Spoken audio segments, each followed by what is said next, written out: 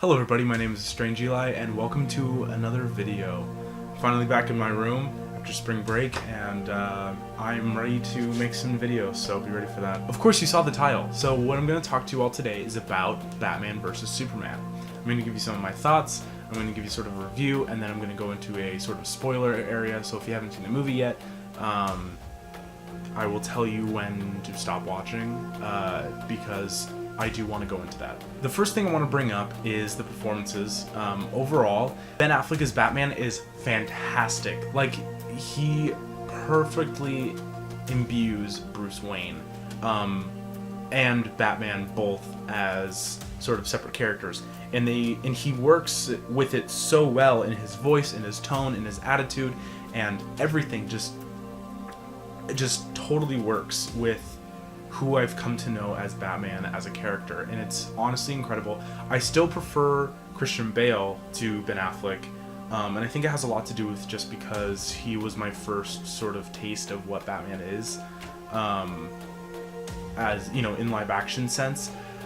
But Ben Affleck is a really close second. Like, he's fantastic. Henry Cavill as Superman looks awesome. Henry Cavill is just jacked, and he looks like Superman with like the black hair and the blue eyes and his narrow nose and everything. Like, he looks like Superman. There's a part in the movie where he's smiling at Lois Lane, and just that one frame, it's like Henry Cavill came out of a comic book. Like, he looks like a perfect Superman, and to me it's awesome. He looks a lot like Superman. His acting is good most of the time, but there are some times where it feels a little stiff. He's a little wooden, and it doesn't really come across as that heroic Superman that we all know, which is something that they're kind of aiming more towards with Batman vs. Superman, because in a way it is sort of an apology for the people who disliked Man of Steel. Gal Gadot as Wonder Woman is amazing. She looks incredible. Her acting is awesome. Her voice, her just normal voice, is a perfect voice for Wonder Woman. It's amazing. Jesse Eisenberg as Lex Luthor is the one character which I had a real problem with. And I'll kind of go into a little bit more why when I go to the spoiler, after the spoiler barrier. But he's just too manic, and he's too like crazy, I guess, is for really lack of a better term. He's not he's not the calculating, manipulative Lex Luthor that we've come to know, and I kind of wish that someone like Michael Rosenbaum from Smallville was Lex Luthor, but I understand that they can't really do that because then there's like confusion with actors playing things and across TV show and time, and it just like there's a lot of kind of factors that go into why something like that wouldn't work, but at the same time it's something that I wanted. Amy Adams as Lois Lane, she does a really great job, but in terms of story she doesn't really have anything to do except get saved by Superman a couple times, so I don't really know. And I think that honestly what they're probably going to do is that they are going to kind of push her to the side a little bit and have a budding romance between Superman and Wonder Woman, because that is a famous relationship in the comics, and because there are some things that happen in the movie that sort of suggest that might be a direction that they want to head in. So she did a good job. It's just that she kind of didn't really have anything to do. Overall, the movie is really good. There are critics who will say that it's just like absolute garbage, that it's like the worst thing in the world. It had like something like 31% on Rotten Tomatoes last time I looked. So I understand that there are people who are going to be hesitant to go see it. And I understand that. If you liked Man of Steel, you will most likely like this movie. So it's really up to you. I highly recommend it, but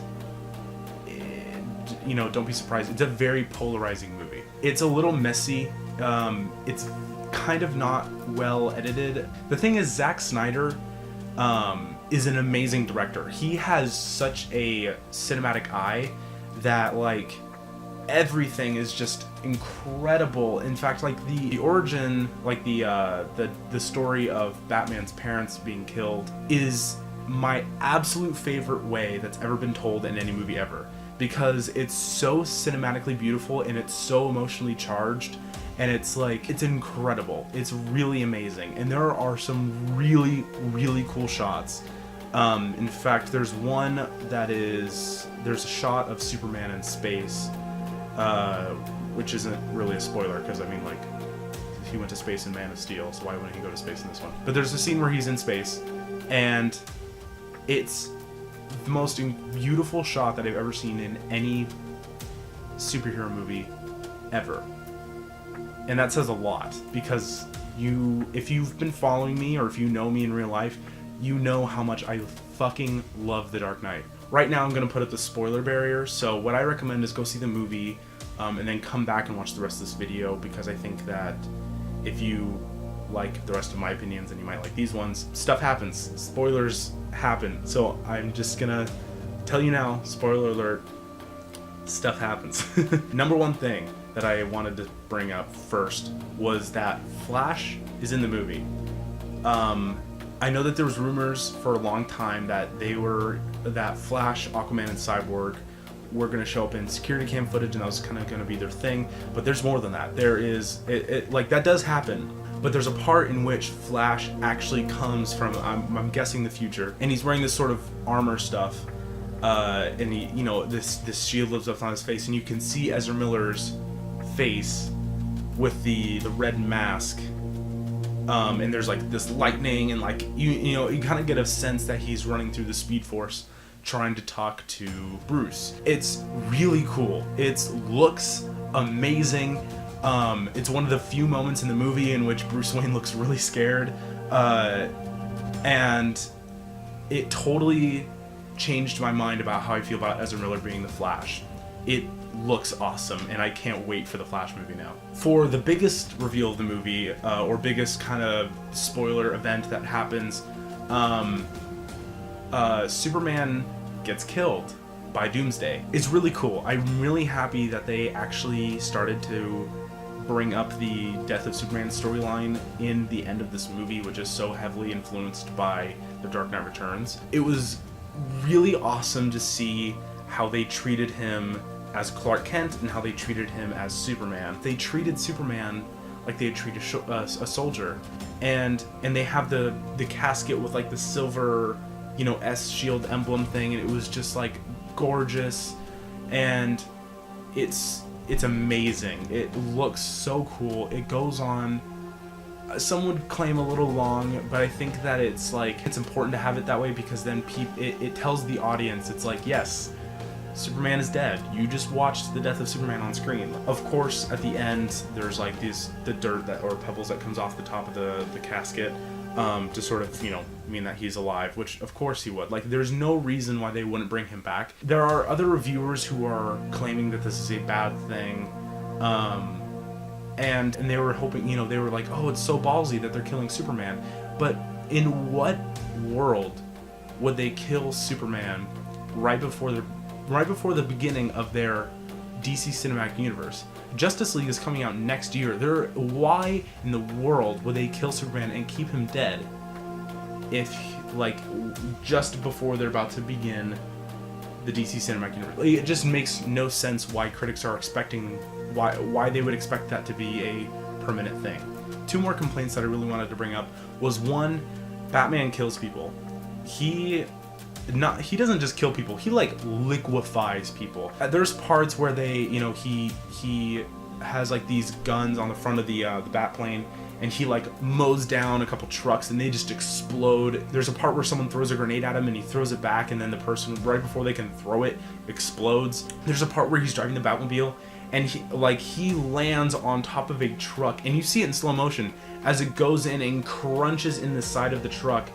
And right before you can see this guy's like head burst and blood just like splatter everywhere, it goes back to fast motion so you can't really see it.